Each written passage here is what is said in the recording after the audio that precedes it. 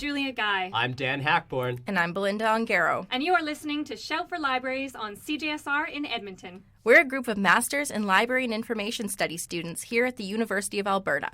And every month, we bring you fresh library and information studies-centric news.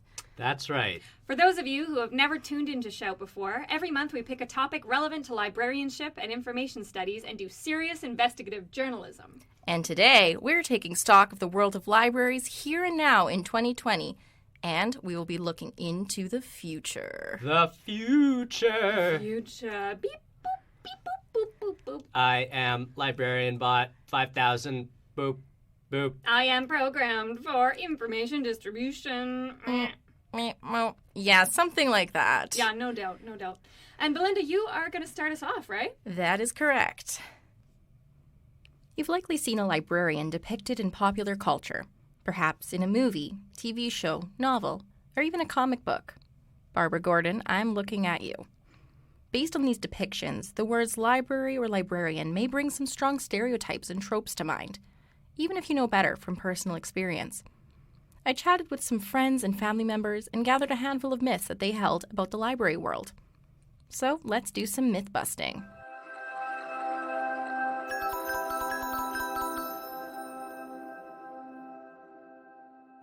Librarians say shush a lot.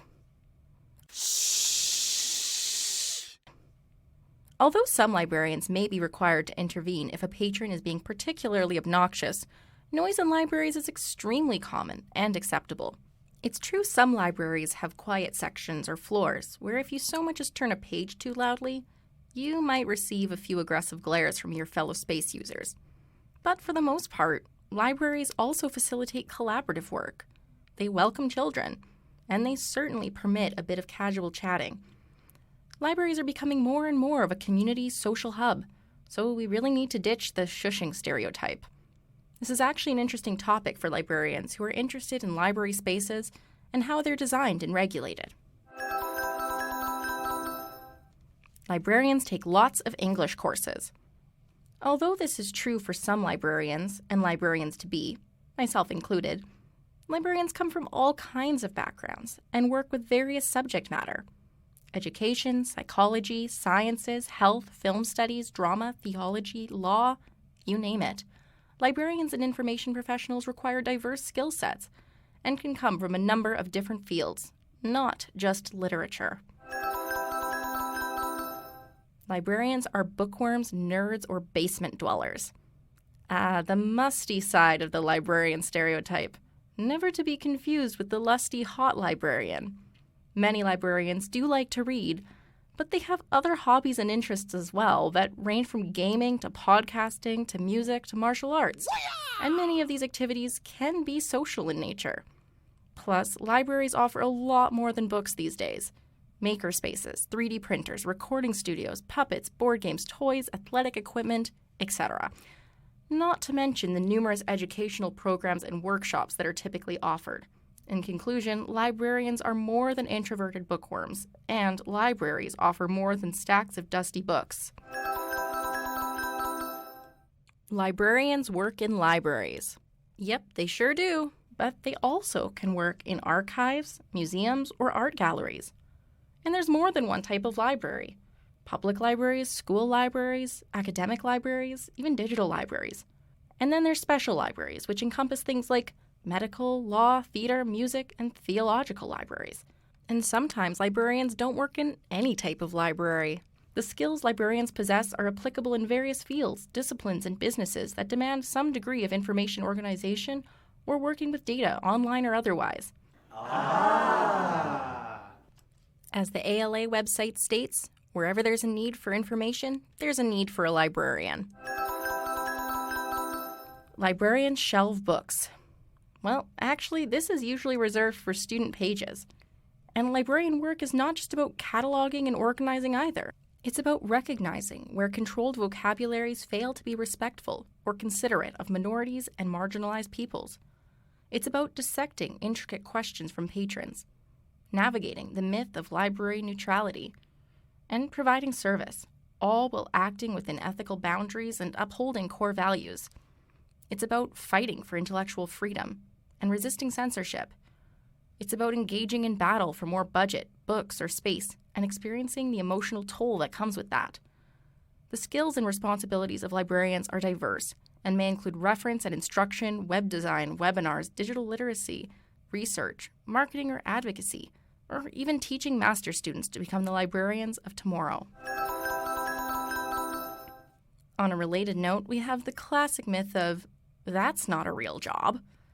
All of us who are studying to become a librarian or are currently working as a librarian have heard this at some point, usually from a friend or family member who has come to believe the Hollywood stereotypes or who thinks a library can be run by unqualified volunteers. Establishing our roles as professionals is an ongoing challenge in the field of librarianship that highlights the importance of things like academic accreditation and hiring standards. It's also worth noting that not everyone who works in a library is a librarian. There are also student pages, library assistants, and sometimes even social workers roaming the library. Librarians are grumpy and want to be left alone. Okay, sometimes true, but please do not believe this absurd myth. Librarians want to help you. They wouldn't be in their chosen profession if they didn't. So brighten your librarian's day and ask them something other than the location of the restroom. Librarians wear cat-eye glasses. Cat-eye glasses first emerged in the 1930s based on the aesthetic of Venetian masks, and the look became very trendy in the 1950s and 60s. Over the years, the shape and size has diversified, but the upturned sides have stuck around. Although they're frequently associated with librarians, they also have a strong tie to the beehive hairstyle and secretaries, not to mention the likes of Marilyn Monroe, Grace Kelly, Elizabeth Taylor, and Audrey Hepburn. Winged glasses marked the evolution of glasses from practical vision correction to a fashion statement. As far as stereotypes go, I'm not mad about it. But with that said, I think it goes without saying that some librarians don't wear glasses or wear glasses of a different shape and style. Credit to iHeart Eyewear and Zenni Optical's blogs for supplying some of the historical details. Librarians need to know a bunch of information about different topics. Yes and no. Before the internet was a thing, librarians definitely received far more reference questions. But even then, they could refer to books and various reference guides. That said, it certainly doesn't hurt to have a bit of familiarity with myriad topics. Today, librarians' professional skill sets need to span a great deal of technological know-how, in addition to understanding the underlying theories and principles of librarianship. Some librarians are specialists. Some are generalists. Some focus on the back end, flexing their expertise in cataloging principles or metadata creation. It's really a healthy mutualistic relationship with technology that librarians sustain. They don't need to know everything about everything, just how to find out everything about everything. Speaking of knowing everything, maybe none of this was new to you as a regular listener of our program. You're brilliant. We love you. Don't ever change. But maybe you have a friend or family member who could benefit from a little demystifying. Be sure to share this episode with them. It's 2020 after all. Time for everyone to put on their cat-eye glasses and see librarians and libraries with clarity.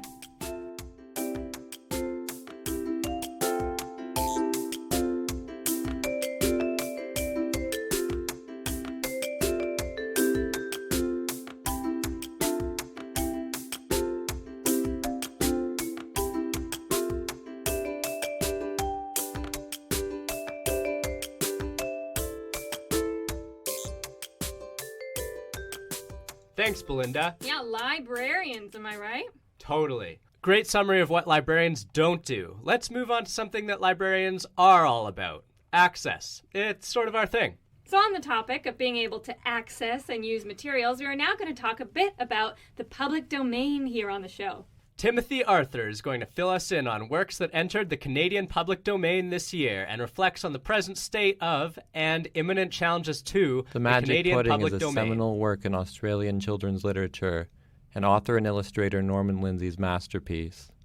Its protagonist is a koala by the name of Bunyip Bluegum, who leaves the family treehouse and sets out on a new life as a traveler in a world peopled by both, well, people, and a cast of anthropomorphic Australian wildlife and foodstuffs. These include the eponymous Magic Pudding, which regenerates fully whenever it's eaten and goes by Albert, and its owners, a sailor called Bill Barnacle and a penguin by the name of Sam Sonoff. Bunyip has just begun his journey when he encounters the three in the midst of lunch. Too polite to offer himself a slice, Bunyip hints at his hunger, asking questions about the pudding. "Am I right in supposing that there are onions in this pudding?" he asks. Before Bill can reply, a thick, angry voice comes out of the pudding, saying, "Onions, bunions, corns and crabs, whiskers, wheels, and hansom cabs, beef and bottles, beer and bones, give him a feed and end his groans." "Albert, Albert," says Bill to the puddin', "where are your manners?" "Where's yours?" says the puddin' rudely, guzzling away there and never so much as offering the stranger a slice. "There you are," says Bill. "There's nothing this puddin' enjoys more than offering slices of himself to strangers." Fitting, then, that the magic pudding is now in the public domain in Canada, and free for all to use as they wish. The book, that is. But you could be forgiven for confusing the book with the pudding itself. Rather than chapters, it's arranged into slices, and as both a fictional foodstuff and a public domain text, the magic pudding is a never-depleted, common resource that all can enjoy without depriving others. Creative works enter the public domain when their copyright expires. In Canada, copyright for most works expires 50 years after the end of the year when the creator dies. That means that on January 1st, just as we entered the new year, works by creators who died in 1969 entered the public domain. Since Norman Lindsay died in 1969, his works are now copyright-free, including the magic pudding. Since public domain works have no more copyright, anyone is free to copy them, create derivative works, and even republish them for commercial or non-commercial ends. All this can be done without receiving permission, making any payments, or navigating the gray area that is fair dealing. If an adaptation of a work in the public domain is sufficiently original, it's even granted its own copyright protection. A work being in the public domain, though, doesn't necessarily mean that copies will be available for everyone to get their hands on. But since many libraries have public domain texts in their collections, it can be a natural extension of their mandate as resource providers to digitize them and liberate copies for free public use. Coupled with the work of purpose-driven nonprofits like Project Gutenberg and its Canadian counterpart, Project Gutenberg Canada, these initiatives have led to the availability of a vast store of freely available, public domain, texts and artworks on the internet. This all sounds too good to be true, and in a sense it is. Though the creator's life plus 50 years is a useful rule of thumb for copyright status in Canada, it doesn't capture nearly the whole picture. Different types of works have different rules, established and revised over time in different pieces of legislation. See the University of Alberta's Canadian copyright term and public domain flowchart for a picture of this complexity and a guide to it. Copyright laws also vary by jurisdiction. Canada's life plus 50 years copyright term is short by international standards and the minimum allowed by international copyright treaties. Compare it with the life plus 70 years term standard in the US and Europe. This regional disparity in copyright laws means, for instance, that anyone with an unfiltered internet connection can access the website for Project Gutenberg Canada, but only those living in Canada or another jurisdiction where the copyright of the text on the site has also expired can legally download copies of them. All of that complexity aside, in Canada, for texts and artworks with single creators, we can apply the life plus 50-year rule with relative confidence. So, if you're listening from Canada, here are a few of the other creators who died in 1969, whose works have now entered our commons. Amy Ashwood Garvey, co-founder of the revolutionary Pan-African organization, the Universal Negro Improvement Association. Her journalism from the association's newspaper Negro World fields a sustained and powerful call for black liberation from white supremacist oppression. Theodore Adorno, cultural critic and neo-Marxist theorist. His essays on the culture industry plot the systematic decline of the cultural realm under the logic of industrial capitalism. As Thomas Mann described in reference to Adorno's 1949 Minima Moralia, his work has the density, sheer brilliance, and gravitational pull of a star brought down to earth. Jack Kerouac, his free-form, traveling prose, bohemian lifestyle, and fear of commitment, all detailed in On the Road, have inspired several generations of dissolute young men and evoke the placelessness that haunts Americanized life. Sigrid Undestedt, known primarily as the writer of high realism set in medieval Norway. The immense scope and vivid realization of her works, like her 3-volume Kristin Lavransdatter, earned her the 1928 Nobel Prize for Literature. Otto Dix, German painter and printmaker, whose blunt, desacralizing depictions of the horrors of the First World War historically ground the rupture of the European avant-garde and anticipated later contributions to the development of German Expressionism.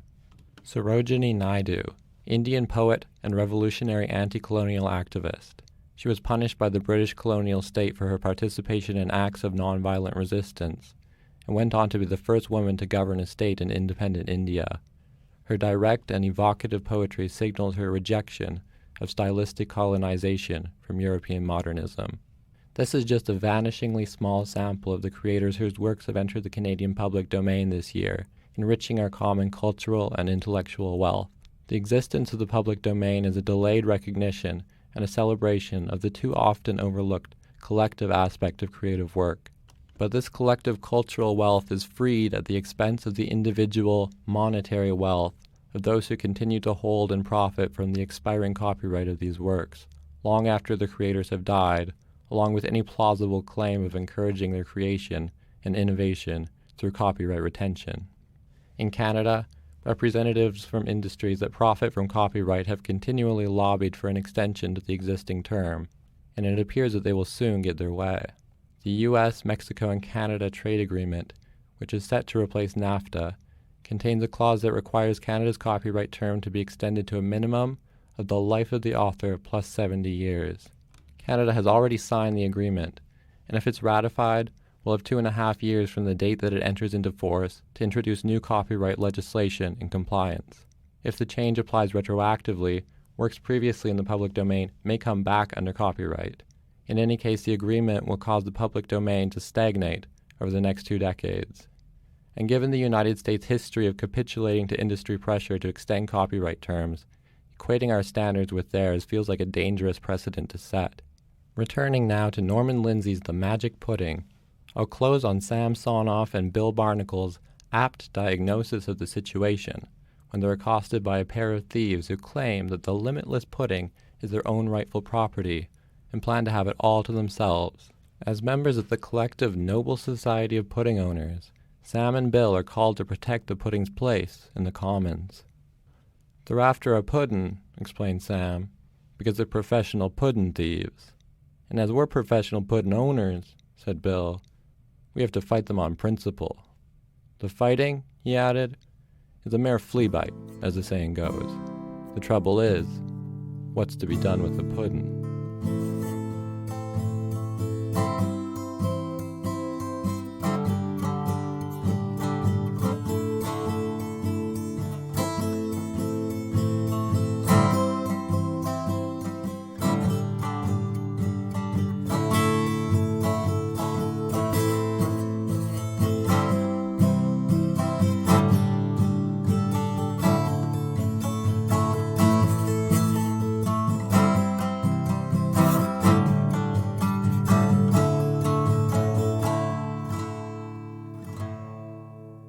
All right, interesting stuff there from Timothy Arthur.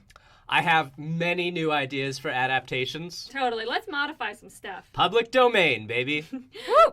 Next is a segment by Joel Bleckinger on shadow libraries, scholarly piracy, and the direction of libraries Heading going into forward. the 2020s, Here is Joel. one phenomenon that I think library and information professionals, particularly those working in the post-secondary education sector, could still do more to understand is scholarly piracy, as represented by so-called shadow libraries. In the simplest terms, shadow libraries, sometimes called pirate libraries, consist of texts, in this case scholarly texts, aggregated outside the legal framework of copyright. The most high-profile shadow library to date has been Sci-Hub, an illicit database of some 60 million academic papers that serves 500,000 daily downloads, launched in 2011 by Russian neuroscience student Alexandra Elbakian. According to a widely shared research paper published in eLife in 2018 by Himmelstein et al., as of March 2017, quote, Sci-Hub's database contained 68.9% of the 81.6 million scholarly articles registered with Crossref and 85.1% of the 54.5 million articles published in toll access journals, end quote. This led the authors to conclude, quote, "For the first time, nearly all scholarly literature is available gratis to anyone with an internet connection, suggesting the toll access business model may become unsustainable," end quote. In my library school experience thus far, we've spent a bit of time learning about the serials crisis in academic publishing, whereby the monopolistic control of for-profit scholarly journals by a handful of publishers, such as Elsevier, has resulted in rapidly rising subscription prices that have outpaced inflation rates and severely eroded libraries, universities, and scholars' abilities to purchase the publications necessary for research and education. In response to the serials crisis, many libraries have opted to cancel big deal journal bundles offered by publishers in order to pursue open access publishing models on an institutional scale. The University of California, for example, made headlines in early 2019 when it decided against renewing all of its subscriptions with Elsevier, arguing that, quote, "the publisher was unwilling to meet UC's contract terms, which would integrate subscription charges and open access publishing fees, making OA the default for any article by a UC scholar and stabilizing journal costs for the university," end quote. SPARC, the Scholarly Publishing and Academic Resources Coalition, actually maintains a list of canceled big deals with publishers on its website. All of this said, however, in the serials crisis discussions that we had in SLIS, I noticed that we never touched on the role played by shadow libraries in the overall scholarly communications and publishing ecosystem, focusing instead on publishers versus institutions as the main players in this story. To some extent, this oversimplification makes sense, as it's us as students that are training to eventually be able to assertively broker deals with publishers on behalf of libraries for which we hope to work. I would argue that what we do when we exclude shadow libraries, such as Sci-Hub, from this conversation is we effectively invisibilize our students or users, pretending that any information-seeking method or behavior that falls outside of licit channels doesn't exist. Now, there may be powerful legal reason for us to do this in our public or student-facing communications. We may not want to be seen to be promoting contravention of copyright law. We may not want to boost services that the library has no control over at the expense of ones we do. But conceptually, amongst ourselves, we need to acknowledge the illicit, the piratical, and the shadow as a reality. In my experience, librarians are, to make a broad, perhaps borderline offensive generalization, highly rules-philic individuals. That is, we love rules. We've turned pedantry into a profession. We love to parse nuance, to carefully apply the multi-stage, highly technical procedure. Let's be honest, we love to hash out a good old-fashioned license. What the global context of shadow libraries illustrates for us, however, is that there's a kind of inbuilt privilege to being able to be rules-philic in the comparatively well-resourced post-secondary institutions of the global north. Joseph Karaganis, in the introduction to his edited volume Shadow Libraries, and Balazs Bodo, across a series of articles, have written the most compelling accounts of shadow libraries' development, situating them in their necessary global socioeconomic context. In Shadow Libraries' introduction, Karaganis recounts a series of significant historical changes in the academic, higher learning, and publishing ecosystems over the last 30 years. Roughly summarized, these changes encompass an extremely broad set of global developments. Post-secondary education expands in middle and low-income countries, concurrent with the state's continual retrenchment of post-secondary educational funding as a global trend. This leads to the proliferation of private educational institutions in middle and low-income countries, where students themselves increasingly shoulder the financial burden of their education. Over the same period, academic libraries have to cope with rising inflation in the cost of educational resources, specifically electronic journals, the serials crisis, and this impacts resource budgeting allocations. Contemporaneous with these developments, there are also rapid advances in cheap copying technologies, from photocopiers through to the internet and digital networked media. Finally, later in the period, we see the relatively slow, uneven adoption of open publishing initiatives, which in turn leads to the more radical, guerrilla open access efforts of figures such as Aaron Swartz and Alexandra Albakian, aforementioned creator of Sci-Hub. Similarly, Bodo, in Pirates in the Library, an inquiry into the guerrilla open access movement, places the guerrilla OA movement within the context of what he terms the, quote, commercialization of Western scholarly publishing, end quote, over the course of the second half of the 20th century, and the, quote, massification and globalization of science, end quote, over roughly the same period. The commercialization of Western scholarly publishing entailed, quote, a number of developments that led to the dramatic increase of commercial influence in the subscription-based scholarly publishing market, transforming a rather unprofitable, decentralized marketplace into a highly profitable, highly concentrated global enterprise, mostly run by commercial publishers, end quote. These developments include the boom in Western higher education and research after World War II, leading to an expansion of the size of the scholarly publishing market, the creation of the Institute for Scientific Information and the Science Citation Indices, which identified core journals in each discipline, leading to an increase in their value for publishers, digitization, which reduced journal publishing overhead costs while not driving prices down, a sequence of mergers and acquisitions that resulted in vertically integrated oligopolies in scholarly publishing, libraries' inability to effectively resist inflationary price hikes, and scientists' passivity in the face of increasing commercialization. Bodo describes the massification and globalization of science as the dramatic increase of enrollment in tertiary education worldwide over the latter half of the 20th century, creating significant demand for learning resources. Quote, in the West, the established infrastructure of scholarly communications were there to supply this demand. For the developing world, this growing demand was met with severely inadequate supply, end quote. While this initially resulted in the proliferation of localized photocopy-based piratical cottage industries around developing world campuses, these industries were rendered largely inadequate by rapidly growing internet penetration over the course of the 1990s, along with the increasing globalization of scholarly research ecosystems. Quote, the mechanisms to provide access to the scholarly canon of globalized academe were missing. The sudden surge in demand could not find its legal supply. The English language scholarly canon was paywalled. OA was not yet ready and was not a good enough substitute. The local print-based cottage industries were rapidly becoming obsolete in terms of the quality and quantity of materials they were able to carry. The new generation of students and researchers who were born into these conditions had to realize that they face insurmountable competitive disadvantages if they try to stick to the rules, end quote. Both of these accounts helpfully historicize shadow libraries, tracing their lineage back to previous practices of informal text sharing and sketching this, quote, against the backdrop of the complicated globalization of higher education and the digitization of knowledge, end quote, from Karaganis. My hope for librarianship heading into the 2020s is for us to allow the piratical and the shadow more into our own thinking, and consequently, for us to pay greater attention to these backdrops. Thanks. This has been Joel for Shout for Libraries. Thanks to Joel Bleckinger for that segment on scholarly piracy and the future of librarianship. And on that note, we will conclude this month's episode of Shout for Libraries. Be sure to check out past episodes of Shout for Libraries on SoundCloud or as podcasts on Apple Podcasts, Spotify, and Stitcher. And visit our Facebook page or Instagram at Shout for Libraries, or connect with us on Twitter at Shout4Libraries. This has been Belinda Ongaro, Dan Hackborn, And Julia Guy. Thanks for listening to another episode of Shout for Libraries, and don't forget to check it out.